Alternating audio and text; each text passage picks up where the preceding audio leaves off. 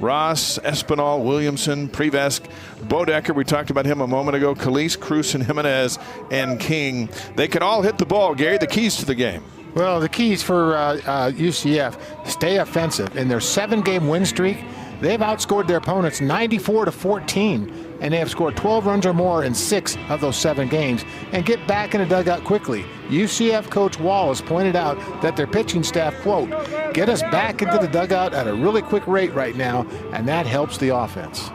For BYU, their ace is on the hill. Peyton Gubler, a 5'10 sophomore out of St. George, won his last 3 starts. As far as his pitching arsenal, a fastball up near 92, a sinker, slider, cutter, and a change.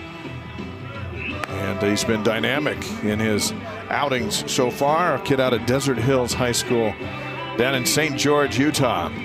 Defensively for BYU, a couple of changes. Keone Painter is starting in center field. Crew McChesney under the weather today, so he misses the conference opener.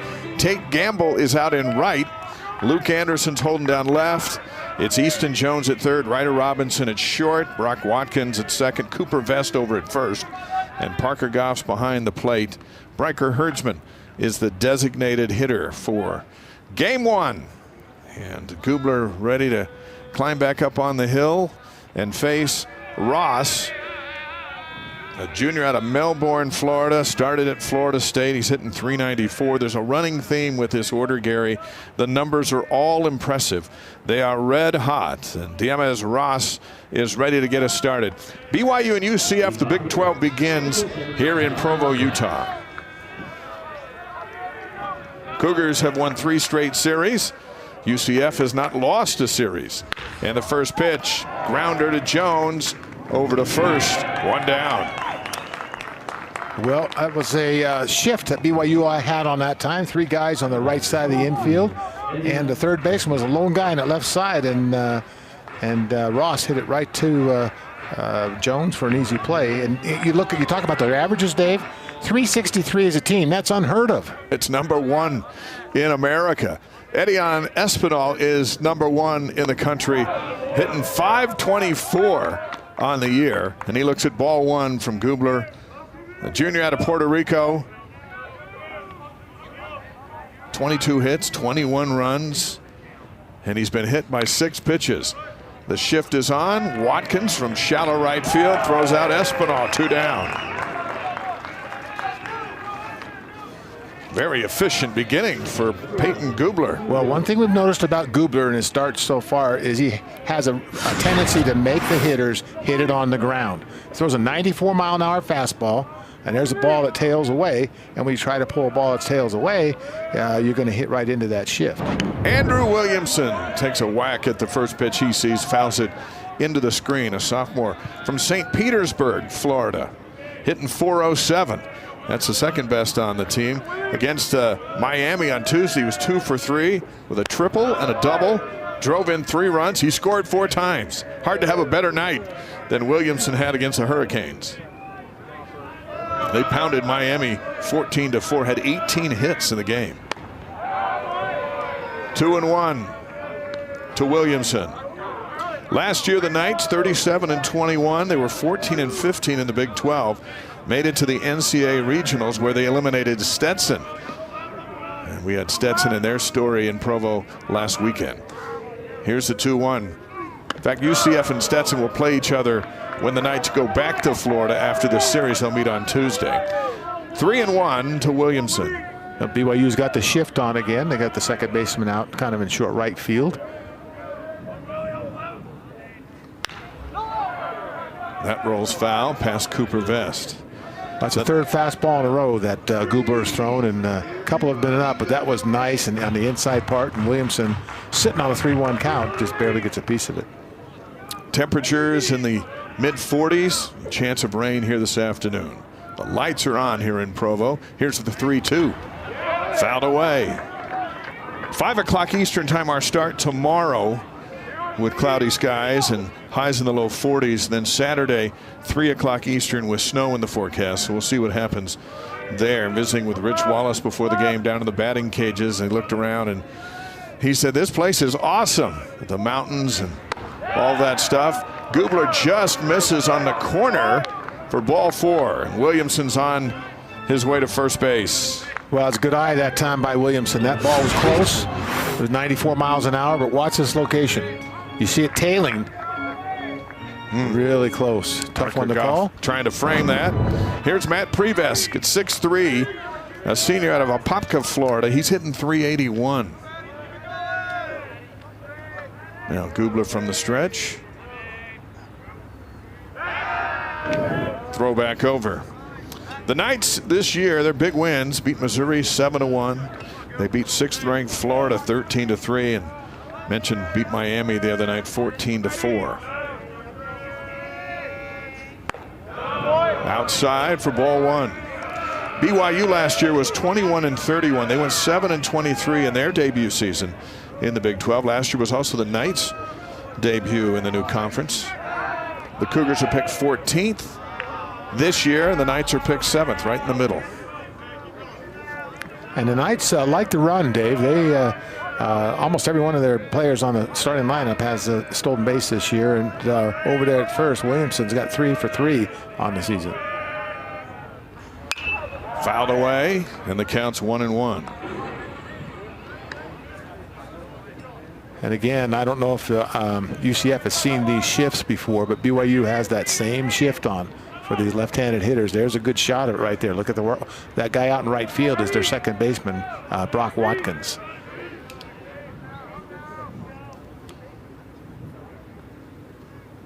A long look by Gubler into right field. Gamble's going to chase it. It goes all the way to the wall. Williamson rounds third base. Gamble drops it trying to pick it up, and it's a triple for Prevesk and a 1-0 Knights lead. Well, that ball was hit right on the money. It was a line drive right down the line, and by the time Gamble got to it, he fumbled it a little bit, and scoring easily from first base was Williamson. Look at, not a bad pitch down and in, and you see him just golf it. Ends up on third base with an RBI triple.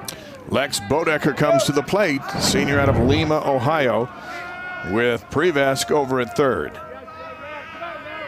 A walk and a triple, and a 1-0 lead.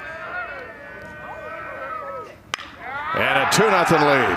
Prevesk comes in on the RBI single from Bodecker, and the Knights pick up right where they left off. Well, you can see Bodecker with a shift on. He hits it right where the shortstop normally would be and just goes to the opposite field like that with an RBI single. And just like that, it's 2-0. So 7 games and 1 inning. And we're not out of the inning yet. And the Knights have scored 96 runs. Just think about that for a minute. Here's Braden Calise. Strike on the corner. Calise started at Louisville and moved over. He's out of Fort Pierce, Florida. Well, you go back to Williamson, the third batter, on a 3-2 count. The pitch could have either been a strike or a ball. You get out of the inning, but it was called a ball, and he walked, and things have gone south for BYU since then. In there for a strike. Now Calise down in the count 0-2. BYU's won 8 of their last 10 games. They've scored 64 runs over their last 7. They've been red hot too, but the Knights have just been at a different level. Here's the 0-2. Nice block by Goff.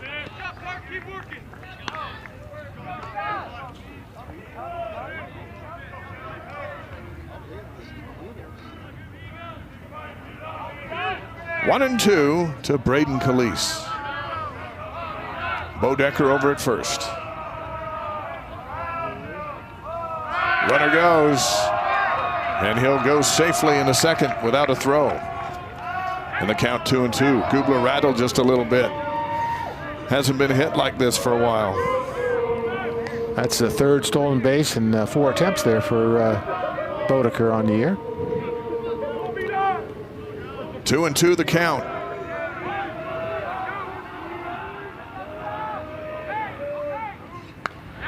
Misses the corner, and the count goes full. Chase Cruson is on deck for UCF.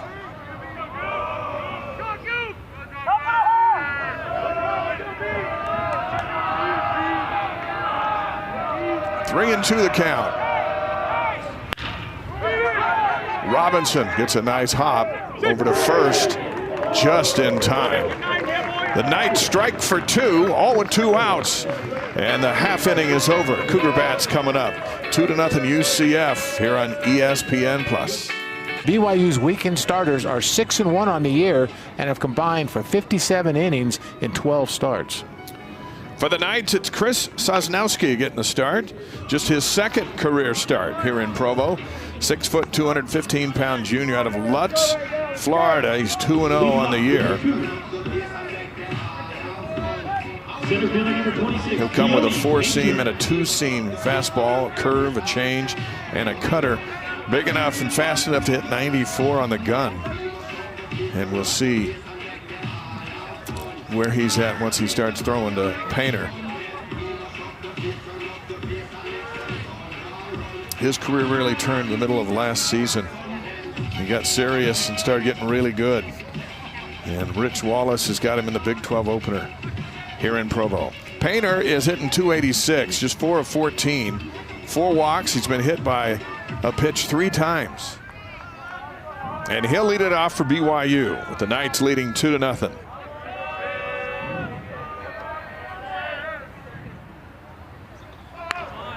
And a bunt foul. Braden Calise is at third. Antonio Jimenez at shortstop. Eddie and Espinal is the second baseman. Lex Bodeker at first. Out and left is Matt Prevesk. Diamez Ross is in center. Andrew Williamson is in right. Dylan King's behind the plate. That's the defense for the Knights, who are getting votes in the top 25. 1-1 to count. It's an interesting look, Dave, when you look out there. UCF is all black. Black top, black shorts, and the umpires have their black shirts on. It looks like there's 9 fielders out there on the field. Well, they don't have gloves at least, right? 2-1 to count. It's kind of deceptive as a hitter when you're looking out there. There's no open spots. There's no open holes. 2-1 to Painter. 3-1. Painter had 21 starts last year and then injured his knee and surgery in the long road back. And here he is, happy to be back. Here's the 3-1, and that's way outside. So a leadoff walk for Painter. Just the 3rd walk of the season for Sosnowski. And we're seeing Sosnowski's throwing that fastball at 90 miles an hour. Most of those come in at 90 miles an hour. And Painter's got good speed over there at first base. So we'll see if they give him the green light. He's only 0 for 1 on the season. Ryder Robinson, we're looking right at him. Sophomore out of Cedar Hills, Utah. He'll step into the left side of the box. Transfer from TCU, where he started 34 games for the Horned Frogs. Hitting .254 on the year. 4 home runs, 4 doubles, 14 runs batted in. Painter over at first with nobody out. And there's ball 1 from the junior. Talking with Rich Wallace, and we'll visit with both head coaches during the broadcast. Asked him, does cold weather help the pitcher as opposed to the opposite of that? And he thought it did.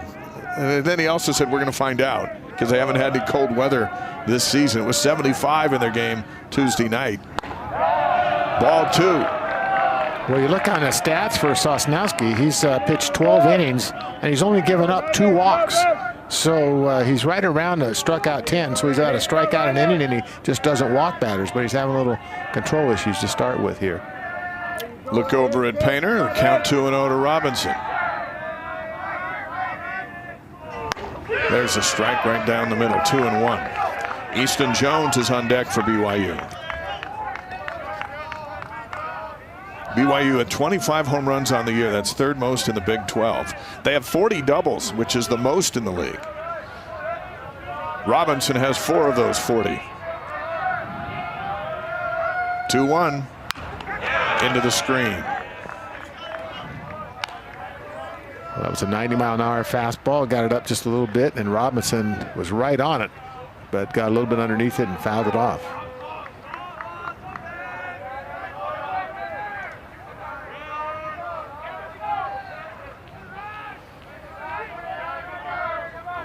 Here's the 2-2. inside.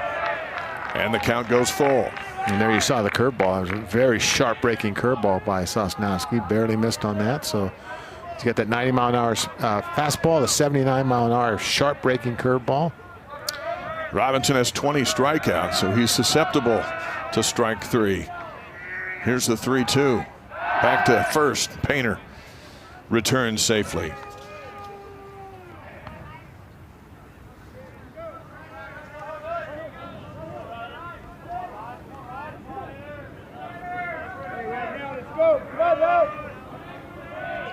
Full count for Robinson.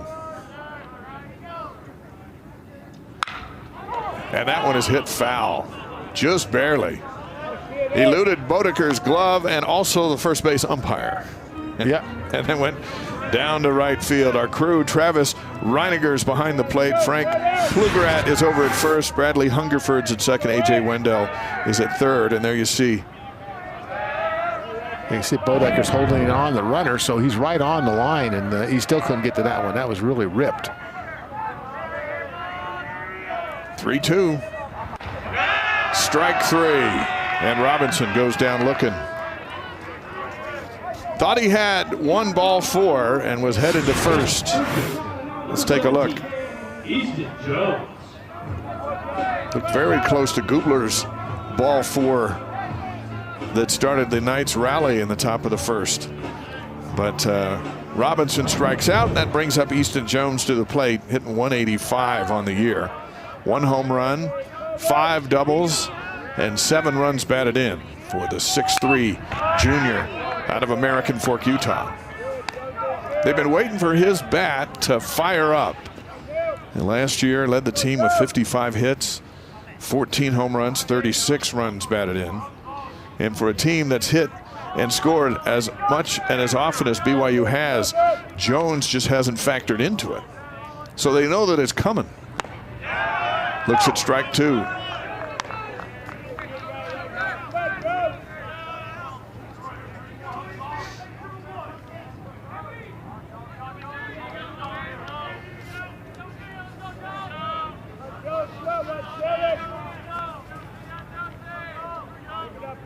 Sosnowski from the stretch. Throw back over to first base. Bodeker contending with Painter, with Keone Painter over there. 0-2 at the plate for Easton Jones. Ripped down the line and foul. Well, it's the second batter for BYU that has hit it hard right down the line, but about 5 feet foul. So they're starting to time Sosnowski a little bit there, but that was an 80-mile-an-hour curveball they got up just a little bit.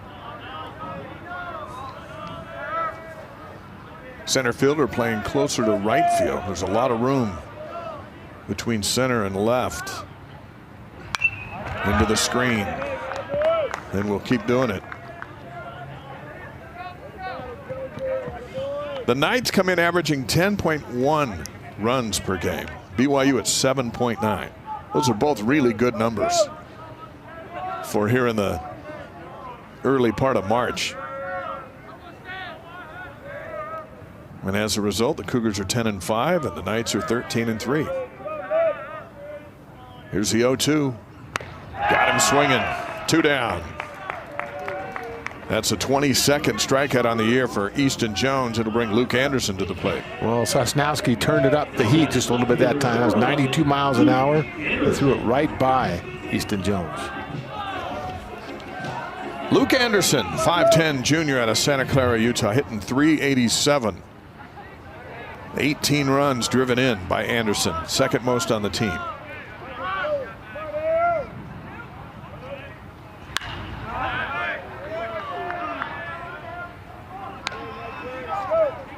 Anderson and Cooper Vest kind of swapped each other in the order today. Vest is on deck.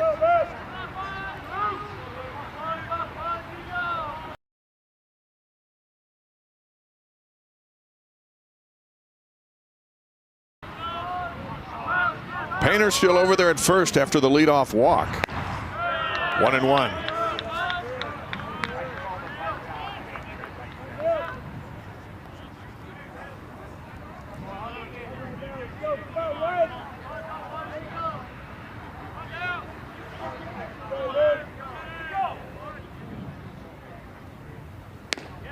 Gets the corner. 1-2.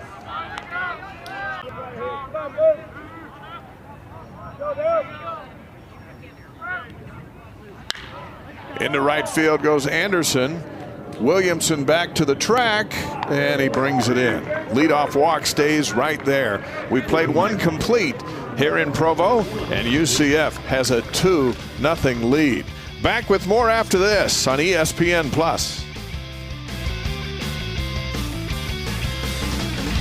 Gary. It's making you hungry, isn't it?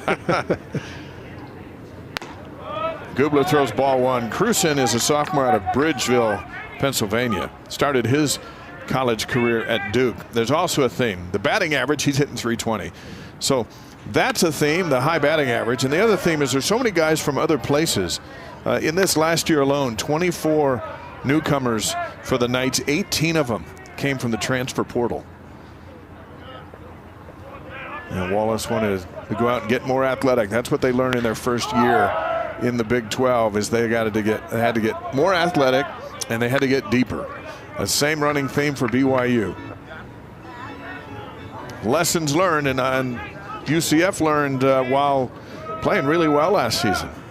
And BYU took one on the chin, 7 wins in conference play. 2-1 the count. Outside, 3-1.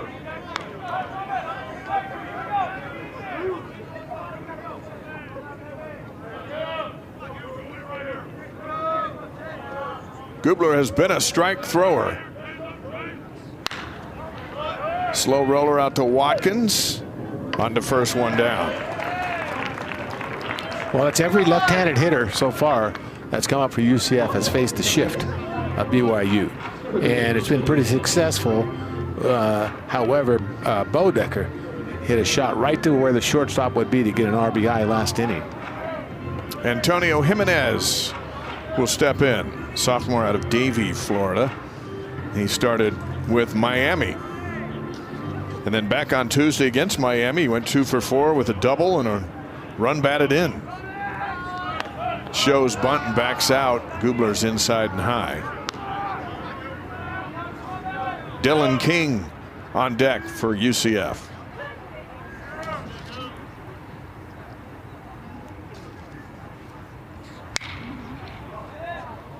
Out to right field. That went up into the afternoon, and chasing it back there to make a catch is Gamble. That catch got more difficult as the ball got closer. He makes a nice grab out there. 2 down. Well, we saw Luke Anderson inning before look like a routine fly to right, but it just sent Williamson all the way to the wall. In this one, you can see Tate Gamble. He's fighting it. A little fade out there, and he catches on the warning track. 388 feet away from home plate. That was hit pretty hard. A little breeze heading out that way, too. Now King, a junior out of Delray Beach, Florida. He looks at strike one. King was at North Carolina for his first 2 seasons. Now back to UCF where his dad Brad played back in '94 through '96. He goes to right field. There's some room out there. Gamble's going to have to chase it down and play it off the wall. King heads to second, and he'll slide in with a double. First double of the year for King to go along with his triple and his 4 home runs.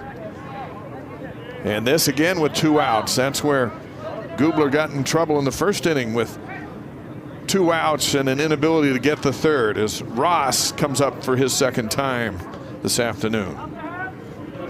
Ross grounded out on the first pitch he saw. We'll see if he's more patient this time around.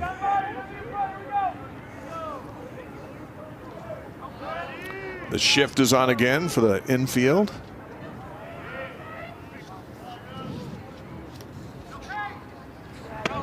Inside for ball 1. Jimenez 3 for 4 against Miami Tuesday and 3 runs scored. We mentioned that was a night game. It was 75 degrees, and then they flew here yesterday. They worked out last night. It was much chillier than it is right now. And settling in for a weather involved weekend series. 2-0 the count.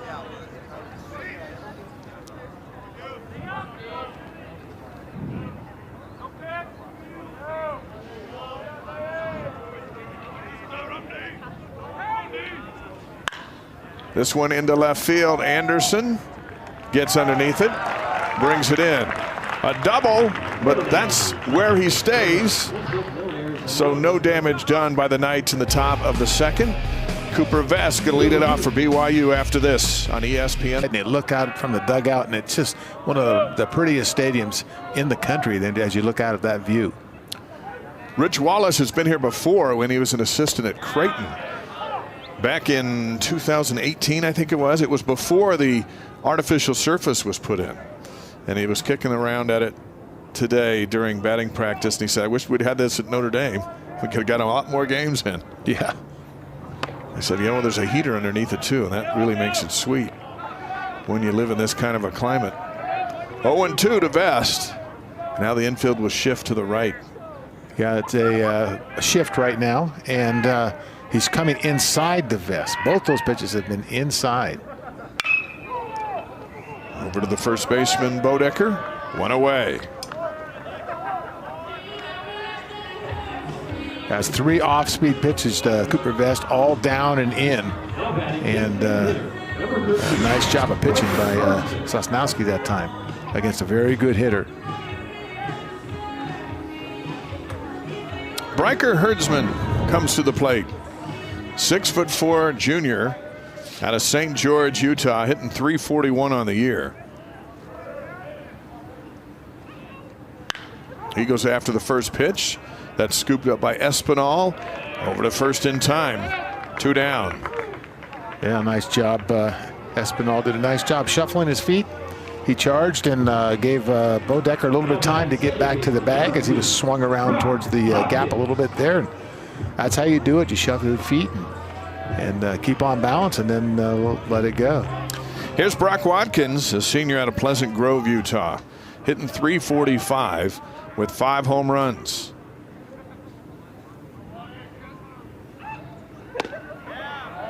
Looks at ball 1. Watkins loves that .347 down the line. Hit a lot of home runs over the course of his career to left field. It's a slow roller. Yeah, and what he's done, he's shortened his stroke. It used to be a long looping swing, and now it's a shorter stroke. But he's kept the power that he's having, and he's the one that got it started against Stetson. Stetson won the first game, and in the second game, he hit a 2-run homer to get BYU the lead, and that was a really key hit at that point in time. 2-1. 7 hits in his last 14 at bats. He's really seeing the ball well.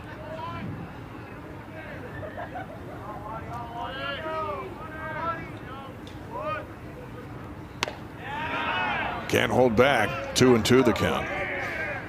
Sosnowski's last start was against Monmouth, March 7th. Went 5 innings, allowed just 1 run. Got plenty of run support in that one in a 17-1 victory. Here's a 2-2. Got him. 1-2-3 go the Cougars. 2 complete here in Provo, and UCF has a 2-0 lead. And the Knights top of the order coming up here on coming in at 524. Dropped all the way to 530. You realize how hard that is to keep your average at 524? It just have to be awesome. It's tough to just have to be awesome every time you go up. Ball 1. It's slapped a couple of doubles, 3 doubles, couple of home runs, 12 RBI. Complete player. And there's another hit into center field. Leadoff single for Espinal. The shift was on, and it was wide open up the middle. Yeah, well, that wouldn't have mattered whether there was a shift or not, because that ball went right up the middle. Base hit all the way. A low pitch, and Espinal goes down after it. Got good speed over there on the bases. 3 for 3 on the season in stolen bases. Andrew Williamson at the plate. He walked his first time up on a really close call, and then he came around and scored one of the 2 runs in the first. Throw back over. BYU very leery of UCF speed on the bags. Well, when you got the shift on, it's not as easy as a double play. If it's hit to the shortstop where he's playing, he's got to take it himself, run over to the bag and then throw. There's a good look at it right there. So if it's hit to the second baseman, he heads the different direction to get the throw, and he's throwing from a position he's not used to throwing from. Very close over at first. Espinal's back. A lot of times what the pitcher will do is he'll throw over to keep you close and give you a couple of not his best moves to try to get you to take that extra step. And then when you take that extra step, you'll come back with your best move and see if you can get him. But you can see the speed over there with Espinal, always a threat to run. 0-1 to count to Williamson.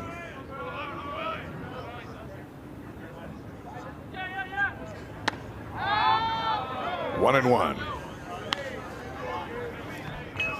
Well, you can see Williamson has enough knowledge there to lay off of that outside fastball. Very patient at the plate. Here's a 1-1. Espinal goes, hit and run is on. It's a foul ball. Now the count 1-2, and Espinal will have to trot back to first base. Well, they chose a good pitch to run on. That was an 83-mile-an-hour curveball, and Espinal had a really good jump over there at first.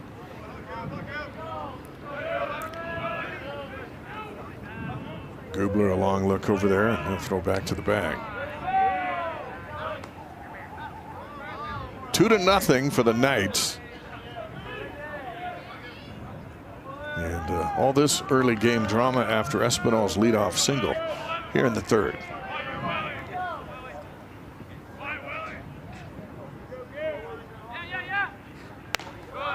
Ball 2.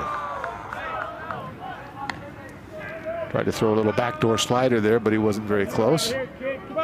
There's a signal in the background. You see the coach giving his whether he's going to steal or what he's expecting Espinal to do. Rich Wallace in his second year at UCF as head coach. He was an assistant earlier. Runner goes. Here's the throw. It's in time. Out. And Goff guns down Espinal, and there's one away. Well, Goff got rid of it in a hurry, had a lot of velocity on it, but the play was made by Ryder Robinson. That's a tough one to pick up sometimes when it's 2 feet in front of you. Watch this pickup. Hits the ground, picks it up, and then makes the tag.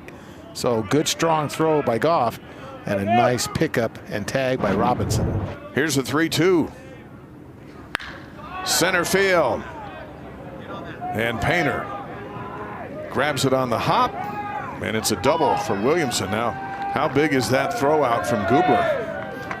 Absolutely, that would have scored the run. There's Williamson again. He gets down in the count, fights back through it, and earns that double. You can see the center fielder, Keone Painter, put his hand up as if he was going to catch this, but there was no chance. This was ripped way over his head and off the wall on a few bounces. And Prevesk, who tripled his first time up, is back at the plate. One down here in the third. 6'3".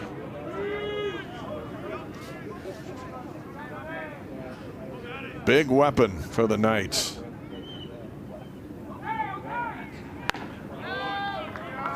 Ball 1.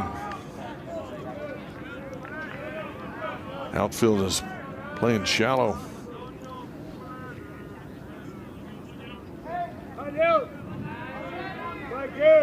Prevesk ripped it down the line his last time up. This one's into center. And it bounces in front of Painter, moves Williamson to third.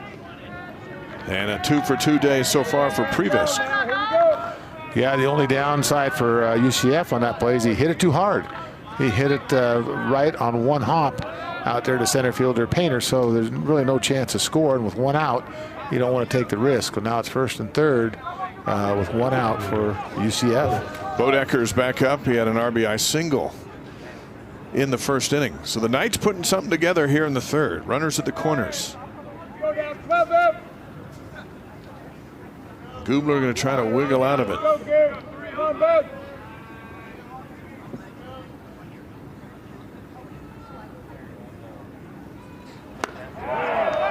Good looking pitch, strike one. A nice change up there, 81 miles an hour. Took a little bit off it, and then Bodecker was a little bit ahead of it.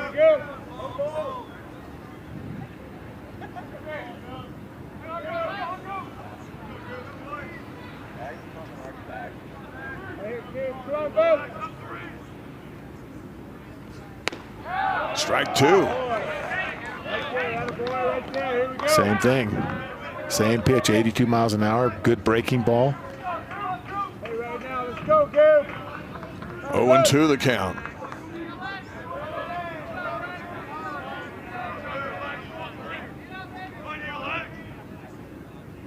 They'll throw back to first where Prevesk is back safely. Williamson's over at third.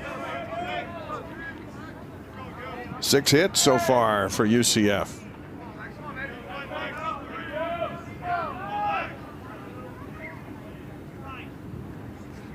Swing and a miss. And a big strikeout for Peyton Gubler as Bodecker goes down. Got ahead in the count, 0-2, and he got Bodecker to check. Chase, a bad pitch out of the zone there. A lot of movement on that curveball. Looks good coming in, then just drops very sharply. Brayton Calise grounded out his first time up. He's back with 2 outs and runners at the corners.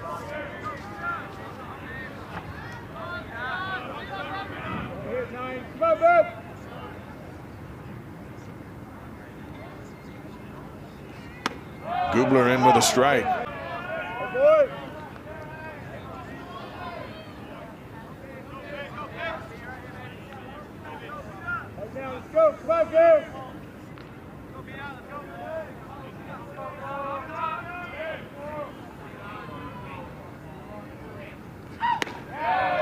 Misses there, 1-1. Gubler just takes a deep breath there. He thought he had that pitch, just running outside corner. And you look at Calise here. He played baseball at the Louisville Cardinals from 22 and 23. So helped the Cardinals reach the Super Regional in 2022. Ball 2. Chase Cruson is on deck for UCF. And Calise also played football in high school and was named the 2020 Class 3A All-State Football First Team Offensive Honoree. So great all-around athlete. Here's the 2-1. Reaches for it, 2-2. Well, it's a good curveball. You can see he's fooling a lot of the players up there on that sharp breaking curveball. Looks like it's pretty good, and then it breaks way out of the zone. Look how far out of the zone that is, but it looks good coming in there. Gubler 1 pitch away from getting out of the jam. Here's the 2-2 to Calise. Blocked by Goff. Runner holds at third, but Prevesk moves over to second. And now the count's full. There's that curveball again. That time Calise laid off it because it was too far outside. And Goff's got to stop everything, or that man, Williamson's going to come home. Count's full for Calise here in the third.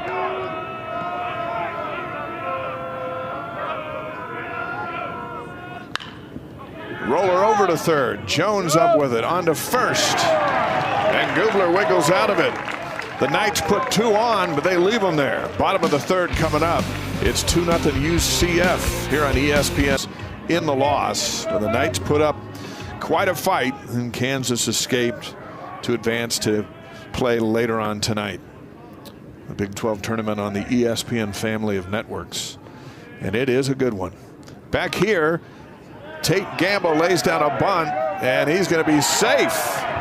And that's how BYU opens up the bottom of the third with the first hit of the game, a bunt single. Well, that breaks up the no-hitter for Sosnowski, but there's a perfect location.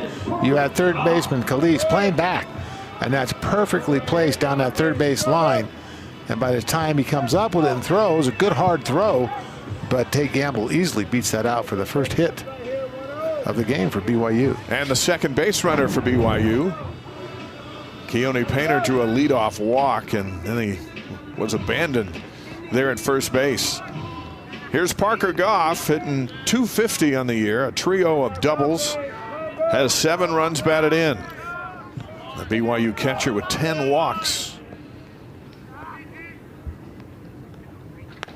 And he swings through. Strike one. We'll have to talk to these catchers as we move through the season. Does a catcher have the advantage at the plate with the bat, reading what the pitcher's going to send, being that he stays the whole game behind the plate, catching pitches from his pitchers, curveballs, fastballs? I just wonder if that eye goes, hey, immediately, that's going to be a fastball, and I'm going to hit it to center field. And he's got a single here in the third, and they're at first and second. What do you think of that? Well, it's a good point. I think that, you know, if you get behind in the count, you probably know that he's going to waste a pitch, then he's going to throw a pitch that you have a hard time hitting. So you know the odds of what's going to come up there.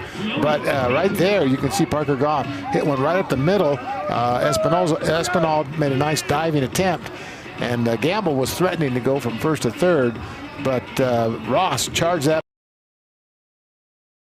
ball and held him to second base. Top of the order for BYU. Here's Keone Painter.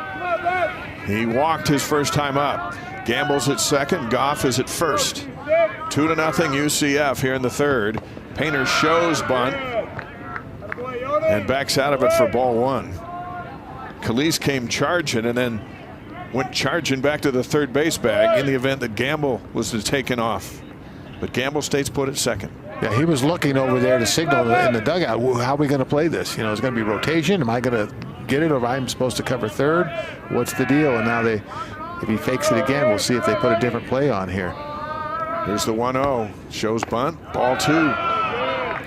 Yeah, both plays that they put on defensively so far has been for Calise to charge and then go back and cover the bag. So if he gets this down, Painter gets this down, both runners will be able to advance if he gets it down close enough to the catcher. Here's a 2-0 to Painter. Shows bunt again. 3-0.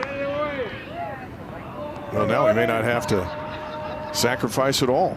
They checked down the line to see if he had went too far with the bunt, and the third base umpire says no. Ball three. Yeah, I think you take this pitch, don't you, Dave? Yeah. But you show bunt because that seems to have gotten under the skin of Sosnowski. 4 straight balls and the bases are loaded with nobody out. And Ryder Robinson's coming to the plate. And Ryder's first time up. There it is, just a righting fastball. Ryder's first time up. Got 3-2 on the count. It was the outside pitch and was rung up with a strike. So now pitching coach is coming out to try to settle Sosnowski down. No outs. Drew Thomas. And there's the bullpen for the Knights. The Cougars have Robinson, Jones, and Anderson. And their best opportunity right here so far in the third inning with bases loaded and nobody out. All right, the meet and greet's over. Robinson going to step in. Now, if this follows our unscientific theory, Gary, Sosnowski's going to throw a strike on this pitch. Yeah. Well, we got our different analytics going on over here. Anytime a coach comes out and says throw strikes, it's like, okay, I'm going to throw one. Outside, ball one to Robinson. Gamble with a bunt single, Goff with a single into center, Painter with a walk. Well, Sosnowski's had a little problem with the left-handed hitters for BYU. He's trying to go on the outside part of the plate, and he's just a little bit off right now. This one down the middle, 1-1.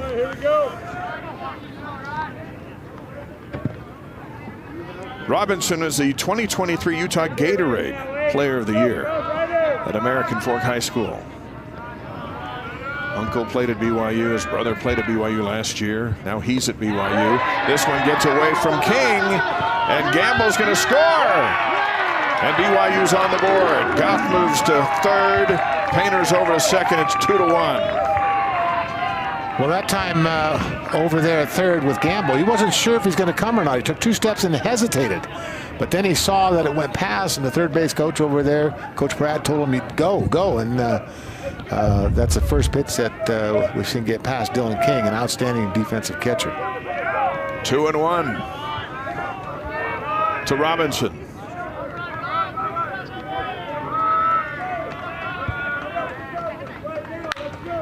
Popped it up. Left field. Goff is ready to tag. Prevesk makes the catch. Here comes Goff. And the game's tied at 2. Well, Robinson does his job.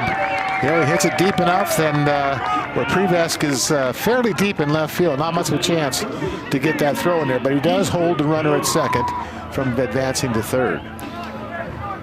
Now Easton Jones steps in with Painter at second base in scoring position. Cougars break through with a couple of hits and a couple of runs. And just the 1 out. Jones struck out his first time up. Hit a few foul balls into the screen as he tried to dial in to Sosnowski. There's a strike on the outside corner.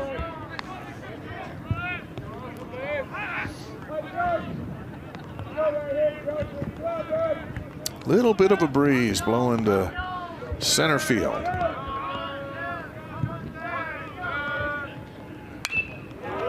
Back to the screen. Now 0-2. Luke Anderson on deck for BYU.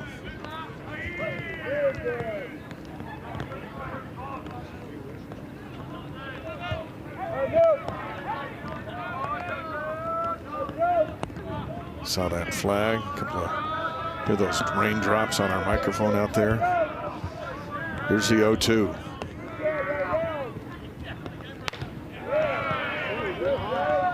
Holds off. 1-2. We have seen Easton Jones hit some bombs in this ballpark. Bounce it over onto the steps of the Marriott Center across the way.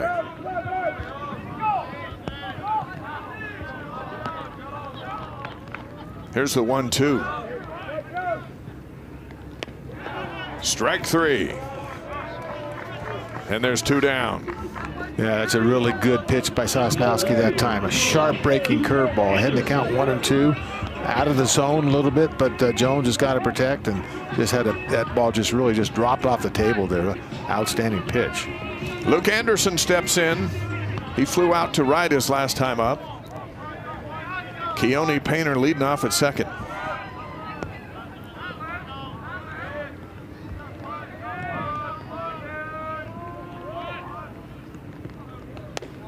Outside with Painter's speed, anything out of the infield, and they'll send him from second all the way around. Well, Luke Anderson's fly out to right field was a deep fly out. It sent Williamson all the way back to the warning track in deep right field. Strike 1, 1-1.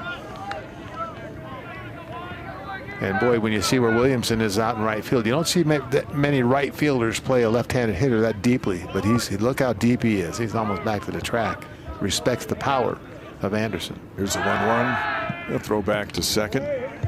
Not much of a play there. Yeah, the goal is, though, to keep that lead just a little bit shorter. So on a ground ball or a line drive, you got a shot at the plate if you come in and field it cleanly. 1-1 pitch.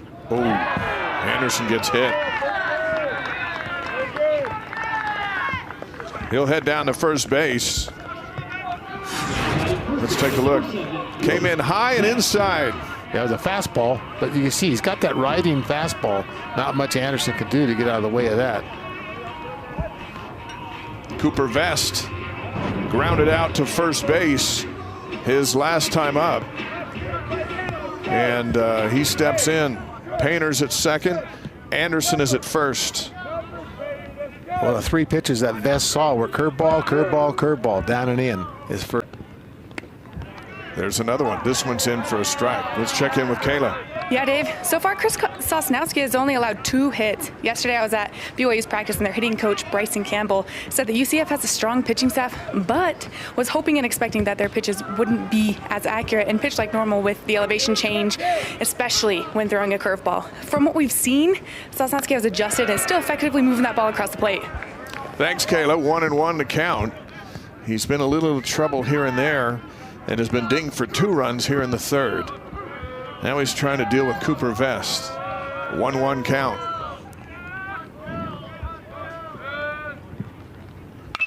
Down the line and just foul. It's 1-2. Vest will have to figure out how to fight him off. He's been outstanding this year. The senior, 19 runs batted in. He scored 18 times. And he has represented a lot of the pop 8 doubles, 5 home runs, a triple. All-around player and a very good defensive first baseman. Here's the 1-2 to Vest. Sosnowski trying to get out of this one. Fouled down the other side. We'll do it again.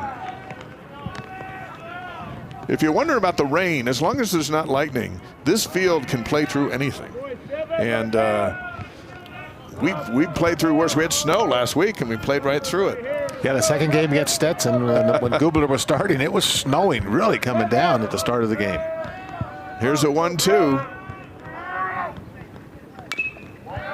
Fouled away again. Yeah, Cooper Vest fighting it off out there. A couple good pitches from Sosnowski. Vest goes to the left one time and fouls it to the right. Painter's still out there at second. Anderson's over at first.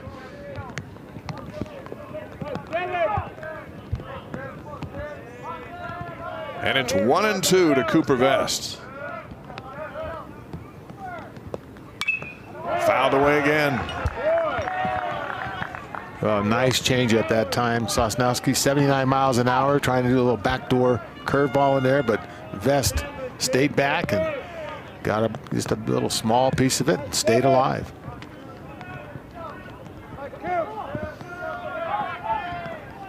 Sosnowski's got to be thinking, what do I got to do to get this inning to end? Ball 2, 2-2. Well, you can see the pitching that Sosnowski does. He's working high and low, inside, outside, you know, with a curve and a fastball. He's a pitcher. I'll tell you, he really works all parts of the plate. Here's the 2-2. This one is in to the glove of the second baseman. Makes a phenomenal play in time. Espinal gets the inning to come to an end. The Cougars are going to think about challenging, and I don't know if Trent Pratt's going to or not. Initially, his thought was maybe, as he looked down to Adam Law, the first base coach. What a play by Espinal. Saves 2 runs. Look at this stretch out. Grabs the ball, jumps at it, and throws just in time. That's so close. Tied up at 2.